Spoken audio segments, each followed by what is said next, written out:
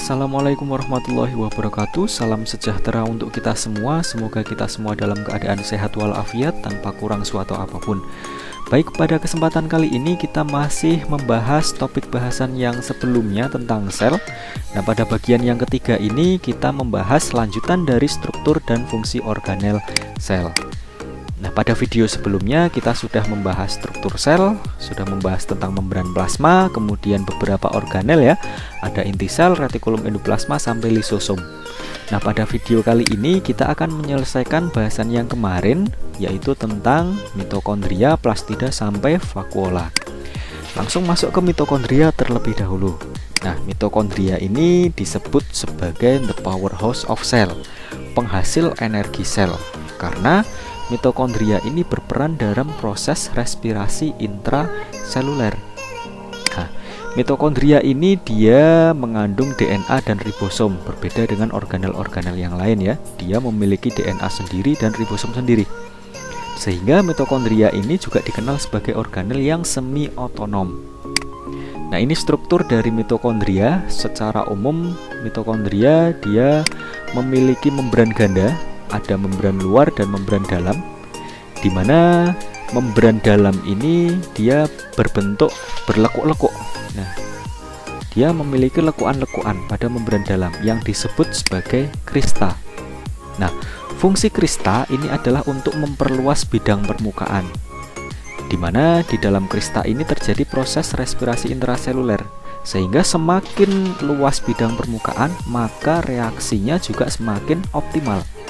Nah, ini ya, fungsi dari krista, dia mengoptimalkan reaksi metabolisme atau reaksi respirasi intraseluler.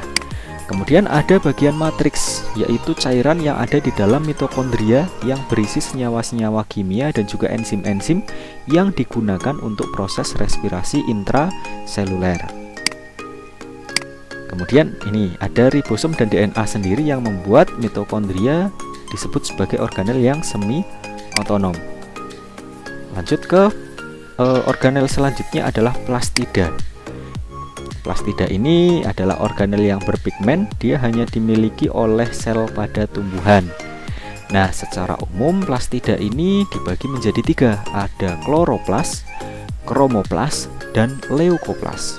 Nah, kromoplas ini dia mengandung pigmen klorofil, sehingga dia berwarna hijau.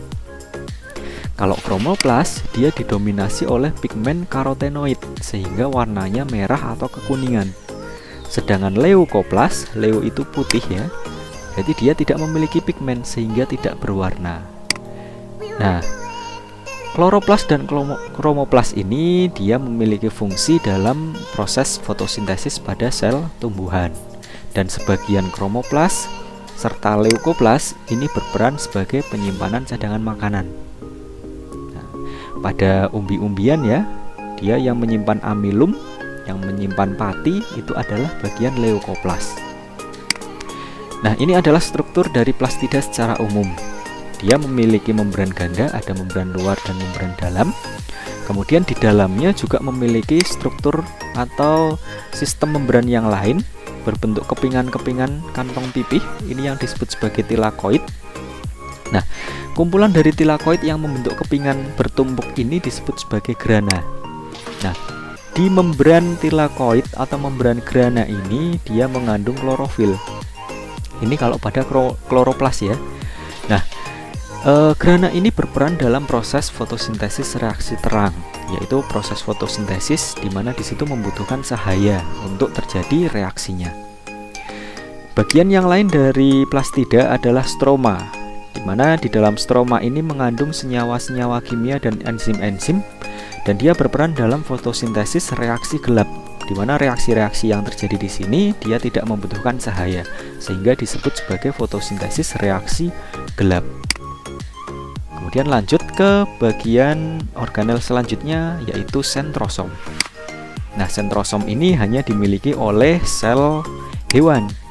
Nah, dia tersusun, struktur dari sentrosom sendiri dia tersusun dari sepasang sentriol. Nah, peran dari sentrosom ini adalah saat pembelahan sel, yaitu dia akan membentuk serat-serat gelendong tempat melekatnya kromosom. Nah, ini adalah gambarannya ketika sel melakukan pembelahan, di mana sentrosomnya dia akan membelah, kemudian akan menuju ke kutub yang berlawanan. Nah, sambil menuju ke kutub yang berlawanan ini dia akan menjulurkan serat-serat gelendong yang dia tersusun dari mikrotubulus, di mana serat-serat ini adalah tempat untuk menempelnya kromosom. Ini adalah kromosom yang menempel. Nah, lanjut ke struktur ya. Nah, struktur dari sentrosom tadi tersusun dari sepasang sentriol, di mana sentriol ini tersusun struktur dasarnya dari mikrotubulus yang membentuk triplet. 3 baris ya, itu 3. Triplet itu adalah 3 baris mikrotubul. Ada 9 triplet yang menyusun sentriol. Ini membentuk semacam bintang, struktur seperti bintang ini. Nah, ini triplet mikrotubulus. Ada 9 triplet mikrotubulus yang saling berjejer, ini membentuk satu sentriol. Nah, dalam satu sentrosom itu terdapat sepasang atau 2 sentriol. Lanjut ke sitoskeleton. Nah, sitoskeleton, skeleton itu rangka ya, sito itu sel, berarti dia adalah kerangka dari sel. Nah, sitoskeleton ini dibagi menjadi 3 jenis. Ada yang dinamakan filamen intermediate, mikrotubulus, dan juga mikrofilamen. Fungsi utamanya jelas, karena sitoskeleton kerangka ya, dia memiliki fungsi untuk penyokong bentuk dari sel. Nah, ini strukturnya. Ini adalah sel ya. Nah, sel ini ternyata kalau diamati lebih dekat dia memiliki rangka-rangka di mana fungsinya adalah untuk menyokong bentuk sel. Nah, ini sitoskeleton yang pertama adalah filamen intermediate. Dia tersusun dari monomer protein, namanya intermediate ya, dia berukuran yang kecil 8-12 nanometer. Dia berfungsi untuk penyokong bentuk sel dan mempertahankan posisi organel. Nah, ini filamen intermediate. Kalau kita amati, dia melekatkan organel-organel sel. Dia melekatkan mitokondria ini. Dia mempertahankan posisi dari organel-organel sel tersebut. Itu fungsi dari filamen intermediate. Kemudian ada mikrotubulus. Mikrotubulus ini dia berbentuk semacam tabung, di mana struktur dasarnya adalah protein tubulin yang berbentuk seperti lingkaran ini. Sepasang ya. Dia sepasang tubulinnya membentuk mikrotubulus yang dia memiliki struktur semacam tabung. Nah, ini berperan dalam pembelahan sel karena dia merupakan penyusun dari sentriol. Kemudian mikrotubulus ini juga membentuk beberapa bagian sel yang berfungsi untuk pergerakan. Ada flagella ya, kalau pada flagellata, dan ada silia pada ciliata. Ini terbentuk dari mikrotubulus. Kemudian sitoskeleton yang selanjutnya adalah mikrofilamen. Nah, dia tersusun dari filamen aktin dan miosin. Namanya mikro berarti dia kecil ya. Dia diameternya hanya sekitar 7 mikrometer. Dia berperan dalam pergerakan sitoplasma. Kalau pada amoeba, karena dia dapat membentuk kaki semu atau pseudopodia. Kemudian mikrofilamen ini juga banyak terdapat pada sel-sel otot yang membantu proses kontraksi pada otot. Kemudian yang selanjutnya adalah badan mikro. Ada 2 macam badan mikro, ada peroksisom dan glioksisom. Kenapa disebut badan mikro? Karena diameternya sangat kecil ya, 0,3 mikrometer sampai 1,5 mikrometer saja. Nah, kalau peroksisom, ini peroksisom, dia terdapat pada sel hewan dan sel tumbuhan, terutama pada sel hati, ginjal, dan juga otot, karena dia berperan dalam menguraikan racun. Dia di dalam peroksisom ini mengandung enzim yang disebut sebagai enzim katalase. Dia berperan menguraikan H2O2 menjadi H2O dan O2. Nah, H2O2 ini adalah hasil sampingan dari metabolisme yang sifatnya meracuni tubuh, sehingga dia harus diuraikan. Nah, yang berperan menguraikan adalah peroksisom ini dengan enzim katalase di dalamnya. Kemudian peran yang selanjutnya adalah metabolisme lemak dan juga untuk fotorespirasi, ini kalau pada sel tumbuhan. Kemudian badan mikro selanjutnya ada glioksisom.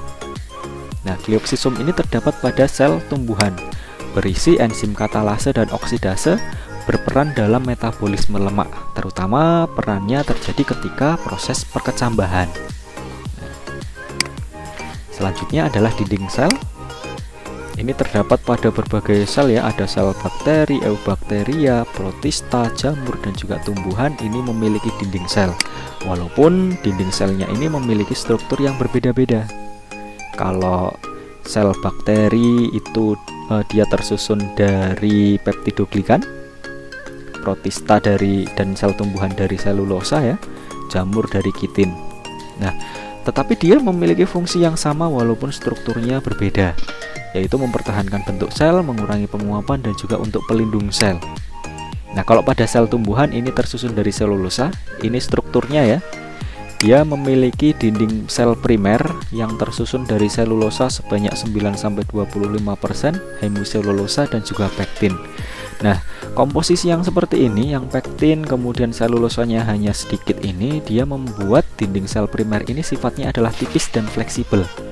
Karenanya, dinding sel primer ini banyak terdapat pada jaringan sel-sel jaringan muda, seperti pada jaringan dasar ya, itu dinding selnya adalah dinding sel primer.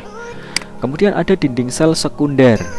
Dia tersusun dari selulosa yang lebih banyak, sekitar 41-45%, hemiselulosa, dan juga lignin.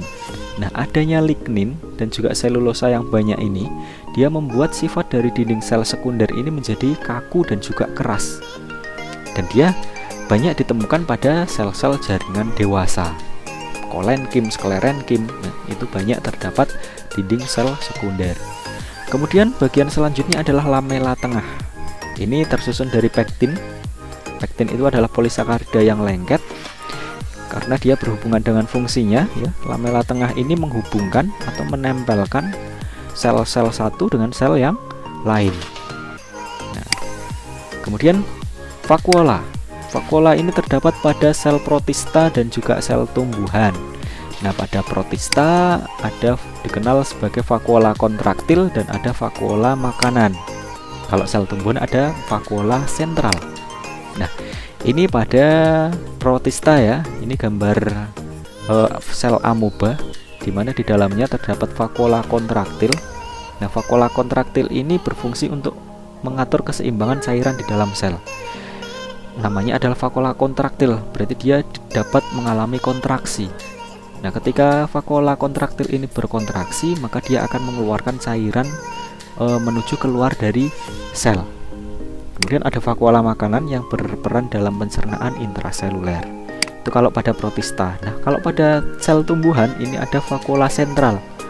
Fungsinya yang pertama sebagai tempat cadangan makanan ya, penyimpan pigmen, kemudian penyimpan minyak atsiri.